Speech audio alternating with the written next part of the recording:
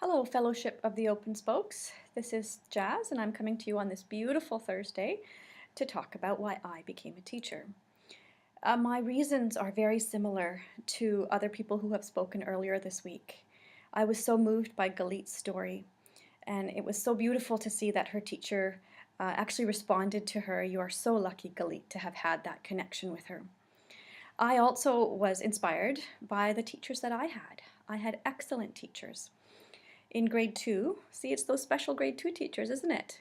In grade 2, my teacher encouraged me to write poetry, and I was an ESL child. English was my second language, and she didn't worry about my grammar or my spelling. She just encouraged me to write, and to write poetry of all things, and she celebrated that with the class, and it so encouraged me.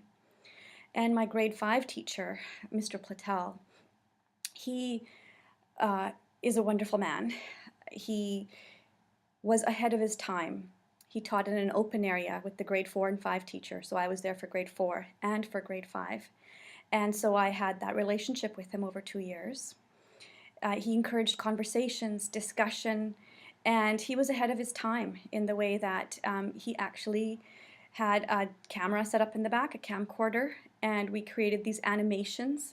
So it's kind of like the digital storytelling we're talking about nowadays. And it was just so much fun, and I just loved being there.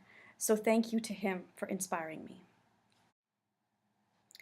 Ben said that he teaches because he can better himself, better the world, help others better themselves. And I have to agree. We get to help children every day better themselves, and in turn, we better ourselves.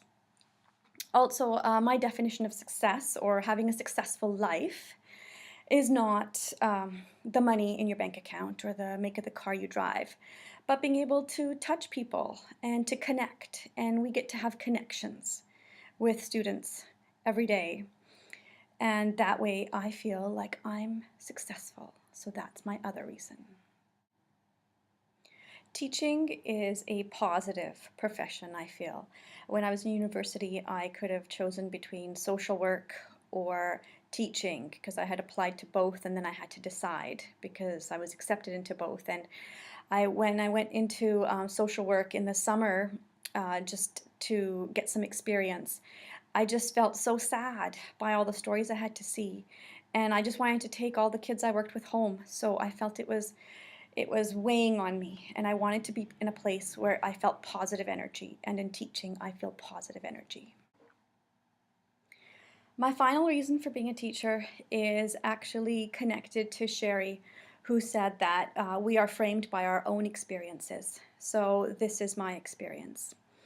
I come from a family that values education a lot. My parents did not have much of an education themselves. They came here as immigrants to Canada. My mom has less than a grade 4 education. She came from a very poor family.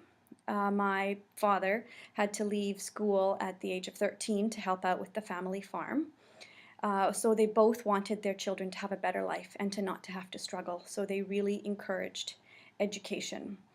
But actually the story goes even further back than that. My maternal grandfather was very poor. He'd never been to a formal school, but he was literate. And the reason he was literate was because he would sit outside the village school, open air school, where all the kids sat on the ground, and he would sit just outside, a little hidden because he couldn't pay the school fees.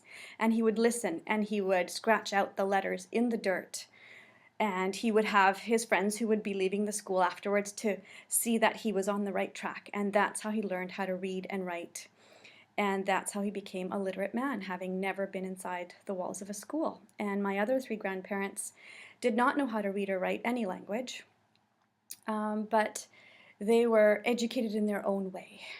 And my parents wanted us, my brother and I, to be educated and to not to have to struggle. So they went to every parent-teacher conference, even though they couldn't speak the language, and I would have to interpret for them. So they would at least show up and see how I was doing and to tell the teachers how they were supporting us at home.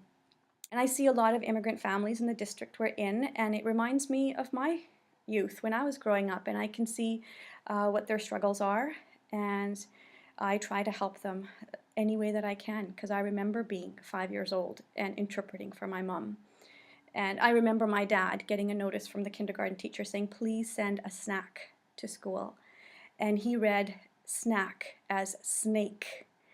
And he had to come and have a conversation with her because he did not know why his daughter needed to have a snake at school. And there were so many other stories like that. They just make me laugh out loud. And it makes me really want to help those families in our school district now. Thank you for listening to my story. I'm looking forward to talking to you next week.